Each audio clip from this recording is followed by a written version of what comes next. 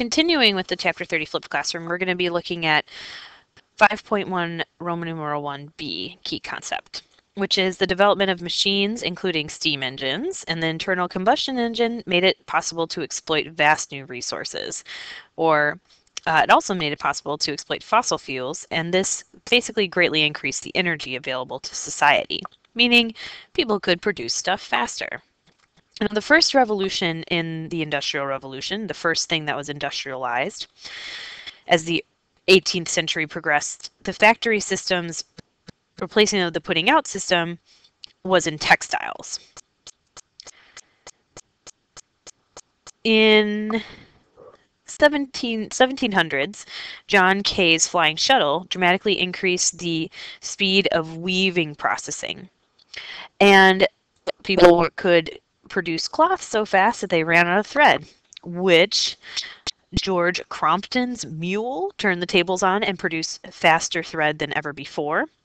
And that balance was restored by Edmund Cartwright's invention of the power loom in 1785.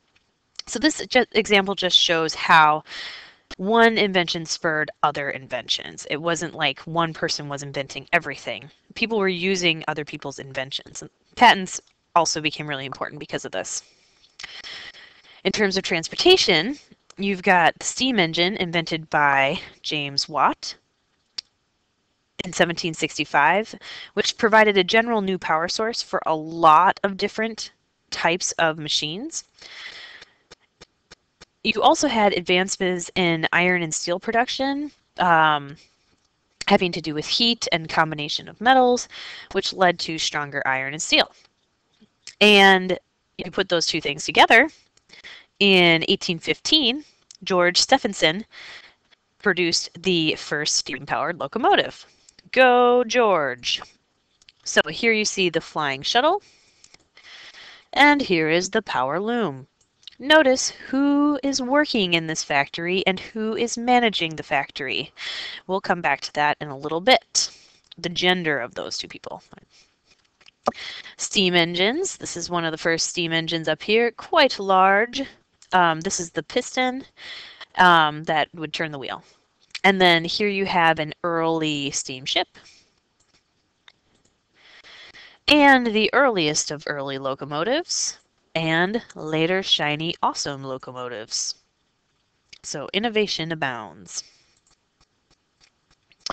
British pig iron. You can see that as it's called that for the putting process. You can see that as the Industrial Revolution goes on, iron production skyrockets, right?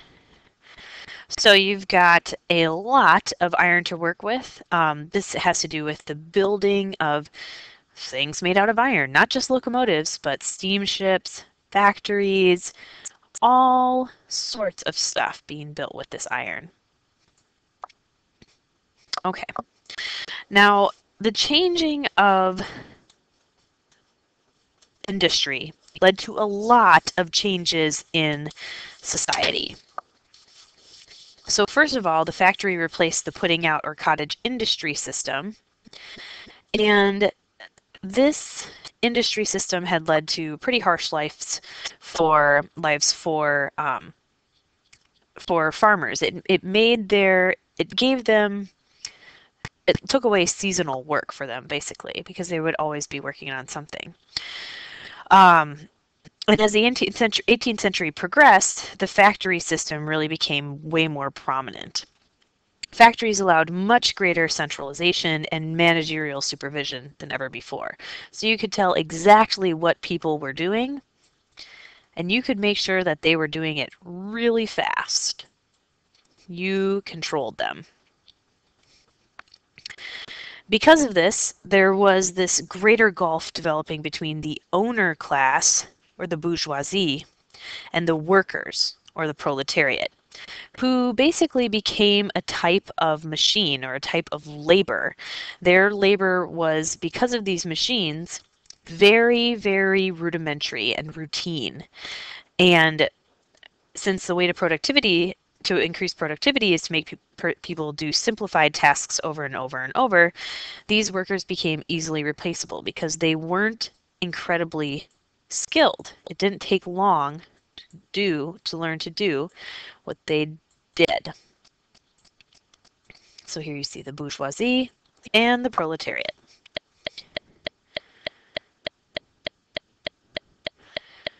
It can't be stressed enough how different this pace of life is than life in agricultural societies.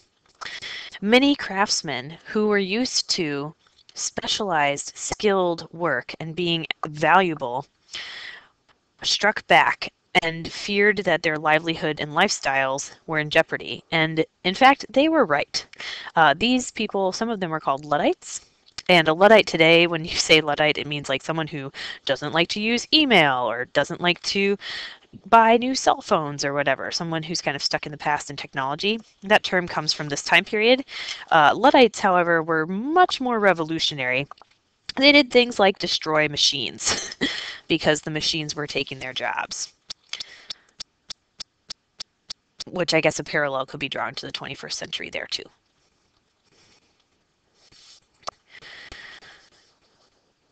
Next, we're going to look at the global effects of industrialization.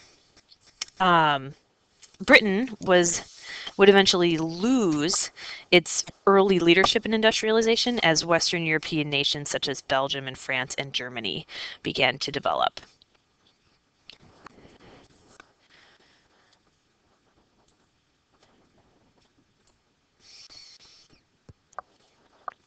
So first we're going to look at the effect of industrialization beyond Western Europe and North America.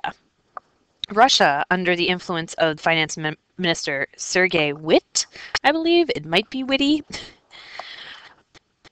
made great strides and became the world's fourth largest steel producer, trailing only the United States, Germany, and Great Britain. In a continuing effort to compete with Europeans and maintain national sovereignty, which you'll learn about in Chapter 32, Japan industrialized as well. They came up with these things that were similar to monopolies called zaibatsu. Not every nation, however, in the world shared equally in this period of industrial expansion. Countries like Canada, Argentina, Uruguay, South Africa, Australia, and New Zealand acted initially as sources of raw materials and then eventually underwent economic development and industrialization.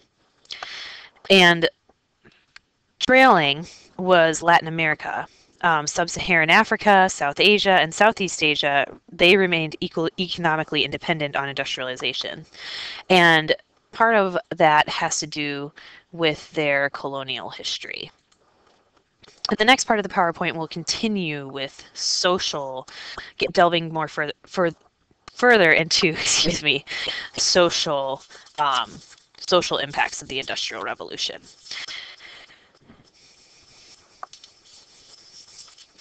And this key concept goes mainly with 5.11D, or revolutionary spread, or excuse me, the spread of the Industrial Revolution.